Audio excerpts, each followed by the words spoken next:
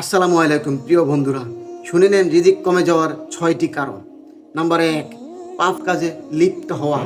নবী করিম সাল্লাল্লাহু আলাইহি ওয়াসাল্লাম বলেছেন, সৎকর্মে মানুষের রিজিক বাড়িয়ে দেওয়া হয়, আর পাপ কাজের জন্য তার প্রাপ্ত রিজিকটুকু হারিয়ে ফেলা হয়। নাম্বার 2, কৃতজ্ঞতা আদায় না করা। যে কোনো স্রষ্টার সৃষ্টির উপর কৃতজ্ঞতা আদায় করতে হবে। নাম্বার 3, মিথ্যা কসম খাওয়া এবং ধোঁকা দেওয়া। নবী করিম সাল্লাল্লাহু আলাইহি ওয়াসাল্লাম বলেছেন, বেচাকেনা করার সময় মিথ্যা কসম দিলে যদিও বেচাকেনা বেশি হয়, কিন্তু তাতে বরকত থাকে না।